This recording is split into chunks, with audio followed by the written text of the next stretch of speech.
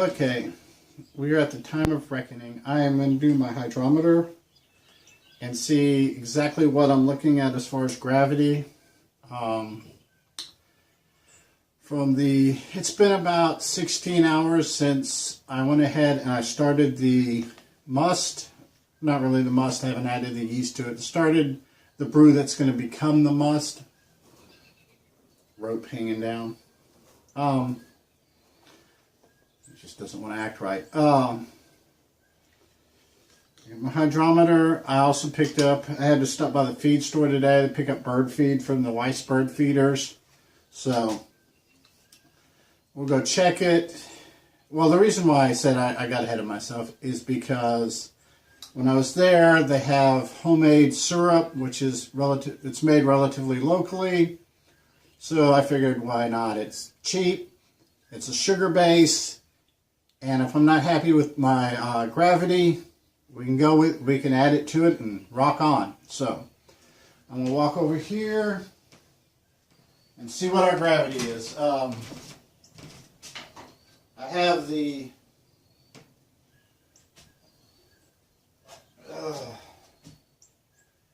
my video camera is a little bit further than normal away from my workbench, so the volume or the sound may be a little bit lower than normal, but last night's video was the same way. Drop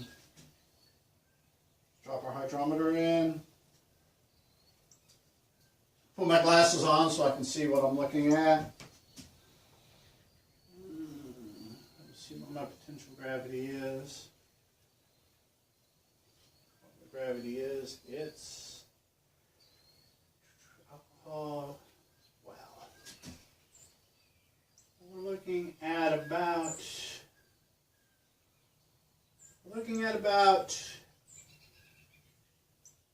a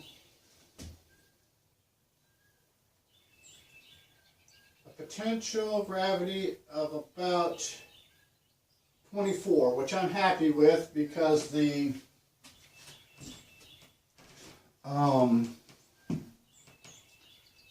yeast I'm going to be using is a English yeast, in so much as that I had ordered from across the pond,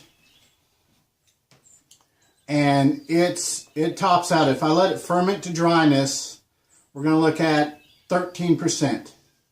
I have enough, my gravity is high enough that if I let it ferment to dryness, the full 13%, I'm still going to have residual, let me learn how to talk here, that word's just not going to come out today. Residual sweetness, which is, I want that, so when I go to make the coffee liqueur, I have sweetness there already, and when I add the other stuff to sweeten it a little bit more, we should have a pretty good liqueur. And when I age it, the part that I age by itself should retain that sweetness, and I want to see what the aging in the oak chips. I am just not knowing how to talk today. We'll find out how the sweetness affects the oak chips. So, what I will do tonight when I get off work, I'm on break right now, I will probably come out. Actually, I may do it because I have enough time on break to go ahead and reheat it, get that the sanitation boil in, let it cool. Matter of fact, if I start my yeast hydration, probably in the next 5 or 10 minutes, I get that hydrated, get it ready to go. This video may continue later on this evening, or it may continue shortly. I haven't decided yet. So, until then, peace. Okay, while we're waiting for the mixture to come to a boil for the sanitation, we're going to go ahead and hydrate our yeast. First thing I'm going to do is, the yeast I'm using is Mangrove Jack's BV7, formerly Vintner's Harvest BV7. I've read a lot of good things about this yeast. It's supposed to give you really good aromatics. It's supposed to develop the esters, bring them out to the top. I've never used it before, but I'm going to try and see what I get with it. Just word of warning, the description in the packaging says it's good for up to 5 gallons. What we got to take into account is this, it's in imperial gallons. So 5 imperial gallons is roughly about 6 American gallons. So that's just something to think about. I'm going to have a little bit of extra yeast, which is good because that helps fight any kind of infection that may develop or could develop.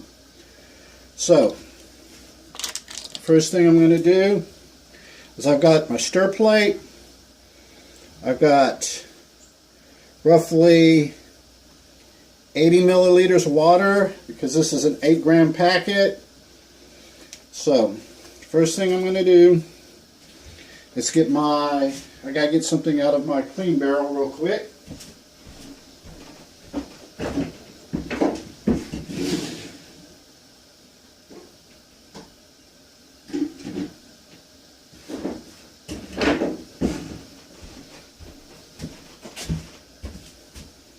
Stir bar retrieval, or basically a magnet on a stick. I'm going to get my stir bar out of the star sand. I'm going to gently introduce it to my cup of water, and I'm going to turn my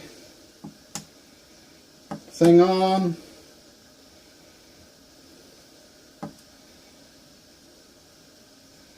Maybe. There we go. There we go. Start.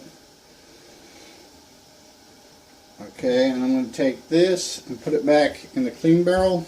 Actually, I'm going to drop it in my hydrometer tube. It's sterilized. The cup here was sterilized beforehand. This has star sand water solution in it. What I'm going to do is, while that's spinning, it's creating a vortex, it's pulling, it's mixing everything up. I am going to put a pinch of yeast nutrient in.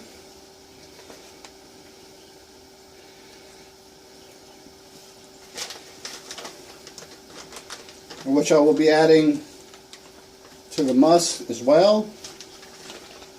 My bag tore, and that's the reason why I got it in a Ziploc. There we go. And I'm going to be adding some yeast booster. You notice how it's breaking it up and dissolving? I'm going to add a little pinch of this. Put a little bit more in. I spilt most of that on top of the stir plate. There we go. We're going to let that get in mixed real good. We'll let it spin. It's kind of like it's almost like doing a yeast starter for beer, but all you're doing is you're waking the yeast up and letting them know it's time to go party. Now what we're going to do here, so while that's spinning, I'm going to add my yeast gently in. Hopefully I won't spill it all over top of the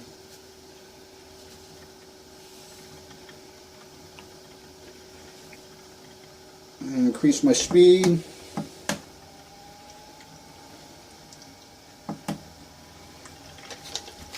What we're doing is I'm going to let this go for a little bit, a couple minutes, simply because I want to get the yeast mixed in with that nutrient and that booster really good. Then we're going to let it set till it's time to, actually it's going to be more than a couple minutes, it's going to be a while. We're going to let it sit, we're going to let it spin for a while, I'm going to turn it off. It's going to set. I'll probably turn it off shortly after I reach boil and cut my water off. As you can see, it's getting that yeast. It's creating a constant contact between the yeast, the nutrient, and the booster in the water. It's getting it all mixed up. It's waking the yeast up. It's telling them, hey dudes, it's time to go to work. Let's get this done. So, I know that you don't want to sit here and watch yeast mix for, forever. So I'm going to go ahead and turn the camera off and let my yeast rehydration do its thing. Okay, we have come to a boil. I let it boil for 2 minutes. That should be more than enough to sanitize it. Everything I've read said about a minute. Good hard rolling boil. I went ahead and did it for 2. So when it cools down, we're going to be putting it into this carboy here. Wide mouth carboy. Got my saran wrap. It's been sanitized. Did that off camera. So once we cool down, we'll be putting the must into the carboy. Then we'll be aerating it. Then we'll be taking our yeast and pitching it. So see ya then. Peace.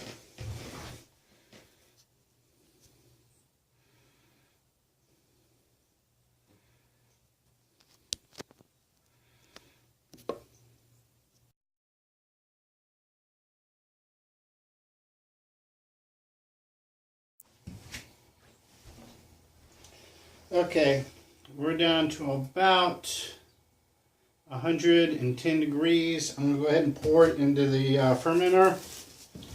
Take the plastic off. Pouring it's going to decrease the temperature. And we'll do another temperature reading once we get it poured. I'm going to have the fermenter has been sanitized. I'm going to go ahead and hit the edge of my cook pan with some Star Sand to sanitize it for the pour. So let's go ahead and see if we can pour this without spilling a whole bunch.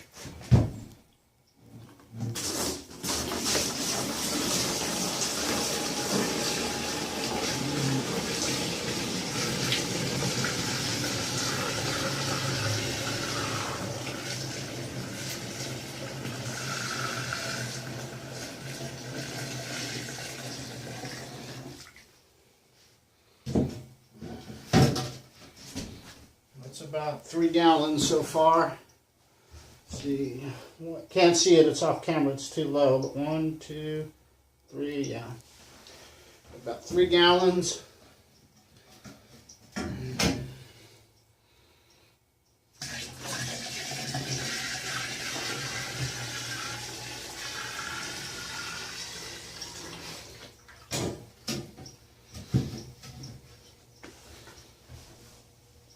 Let's see, 1, 2, 3, 4, right at 4 gallons. Hopefully I got a lot of coffee out. Breakout thermometer.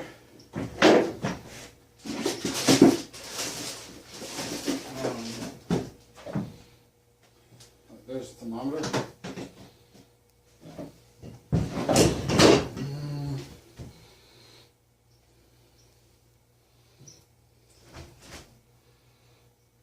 Thermometer is reading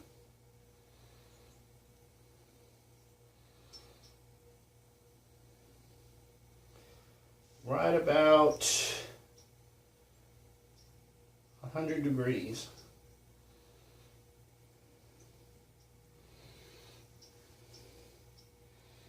Yeah, right between 90 and 100 degrees.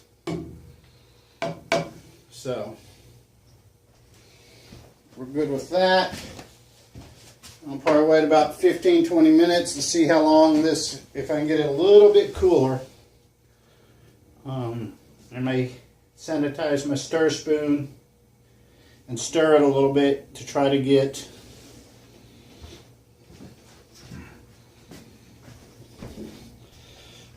some more of the heat off it.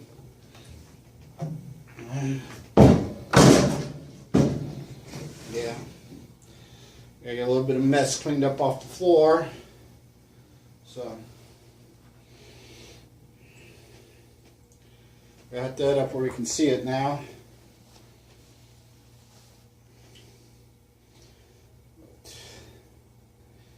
I'm not real worried about any kind of infection at this point, simply because I have an abundance of yeast that's going to go into it, which will not do a lot for inoculation, but that's no reason to skimp on sanitation.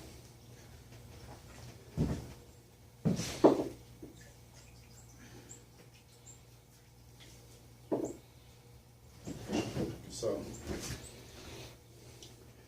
and after I get everything done, I will be taking it inside, because we've still got really unstable weather. One day it'd be 70, next day it'd be 40, then it'd be 80, then it'd be 30, which is not conducive for good fermentation. So what I'll do is, at some point I'll take it inside. Then after its primary and secondary fermentation, I'll move it back out to the barn. So in about probably 15-20 minutes, I'll come out, we'll check the temperature and see whether or not we're going to pitch the yeast. See you in a little bit.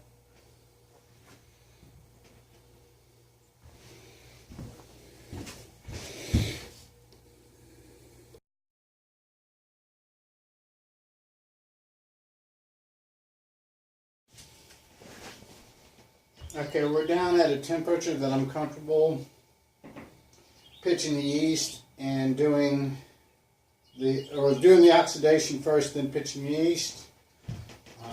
Doing the oxidation to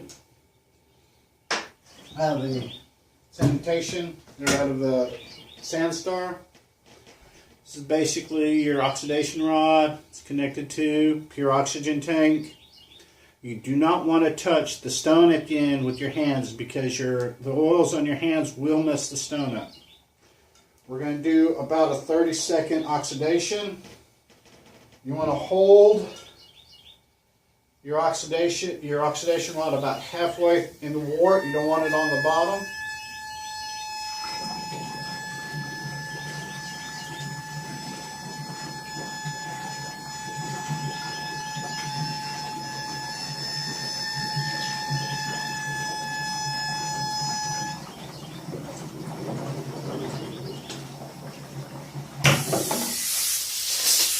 Well, did not anticipate that happening.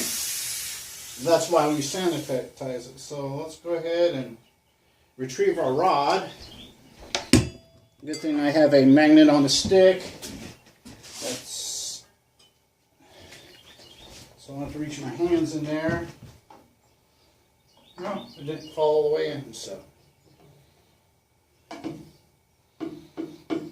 take this and put it in my other sanitation vial. Let's try this again.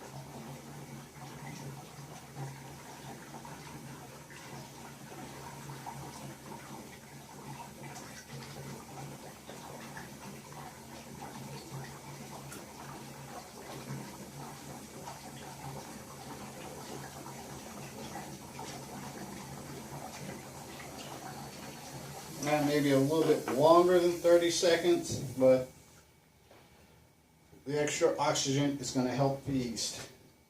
So, back in there. Now we're going to pitch the yeast.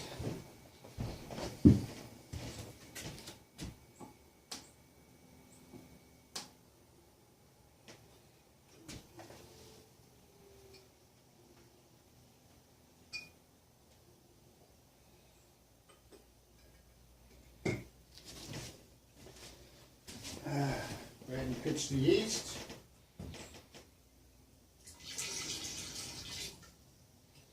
Guys, get in there. You do your thing.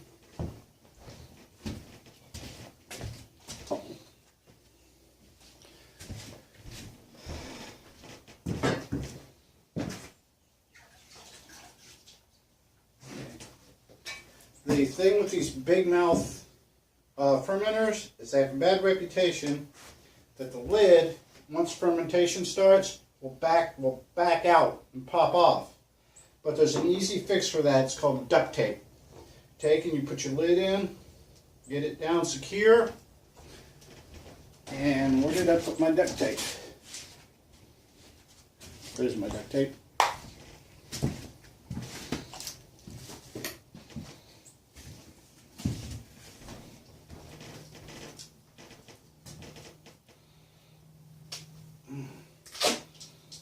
Cut you up a couple pieces of duct tape. Actually, first I got to dry the star sand off the lid because I'm an idiot.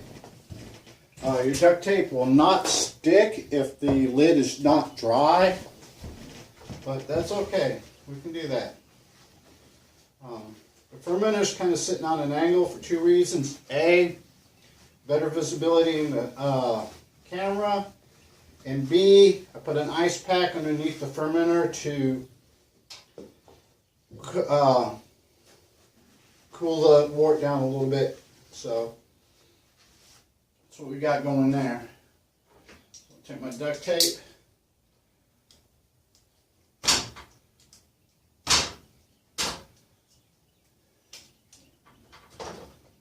I usually put 4 pieces on it.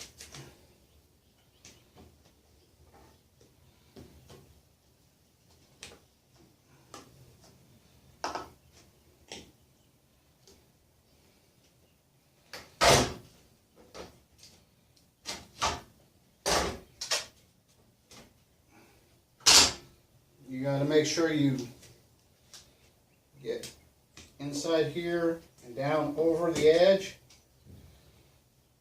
and onto the fermenter. Hold it down.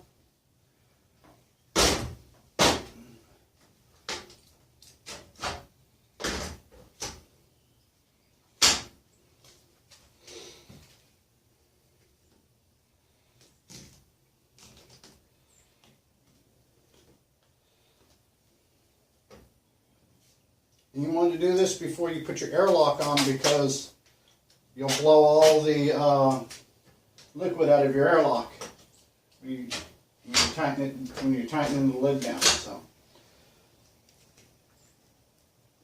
we've got our lid tightened down. Go over here, my airlock, my cork.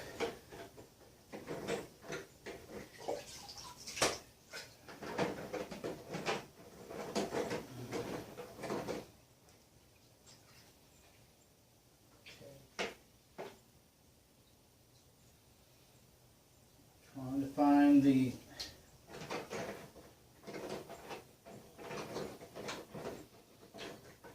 lid to my airlock. There's the bubbler.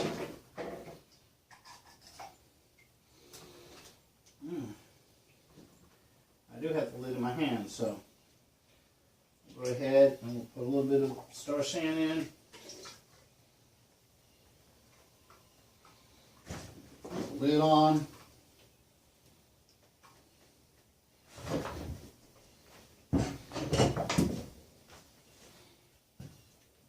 And put the cork in. seal. Push this down in there. And there we go. We're ready. We're starting to cook. So in about 5 days, we should be able to rack it. Until the next video, peace.